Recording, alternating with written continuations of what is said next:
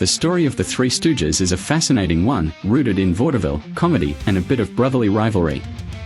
They began as a vaudeville act in the early 1920s, originally part of a show called Ted Healy and His Stooges, a slapstick act that featured Healy as the star with three sidekicks. The original trio included Moe Howard, Larry Fine, and Moe's older brother, Shemp Howard.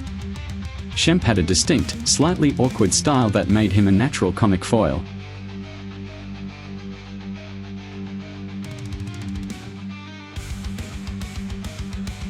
Moe Howard, the mastermind of the trio, was born in 1897 in Brooklyn, New York, and got his start in theater and vaudeville.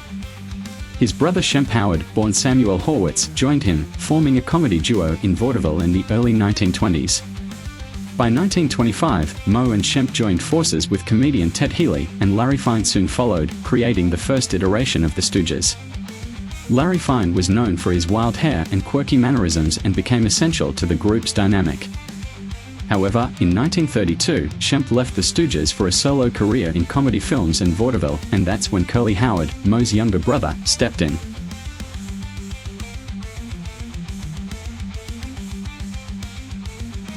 Curly, born Jerome Hitz, quickly became the standout Stooge with his zany antics, high-pitched voice, and iconic nyak-nyak and woo-woo-woo sounds. He was a comedic natural, and his boundless energy, wild physical humor, and unique sound effects turned the Stooges into an iconic team. By the mid-1930s, they were signed with Columbia Pictures, producing short films that would establish their place in American pop culture. The Stooges' slapstick-style high pokes, head slaps, and exaggerated violence resonated with audiences during the Great Depression, who were looking for light-hearted escapism. The shorts became hugely popular, and over the next decade, the Three Stooges developed a reputation as America's premier slapstick trio.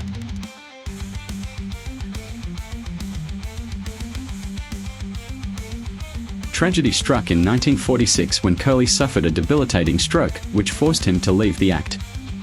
Moe turned to his brother Shemp, who was now working as a solo comedian, to rejoin as the third Stooge. Shemp's return brought a different energy. His comedy was more subtle and dry compared to Curly's larger-than-life antics, but he still fit the trio's slapstick formula. Shemp continued with the Three Stooges from 1946 until his unexpected death in 1955.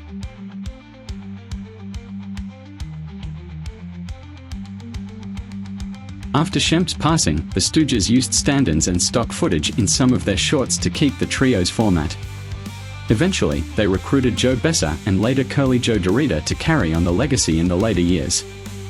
However, as time passed, the original magic began to fade. Moe and Larry remained devoted to the act, continuing to perform into the 1960s with Curly Joe DeRita, even adapting to new formats like feature films and cartoons.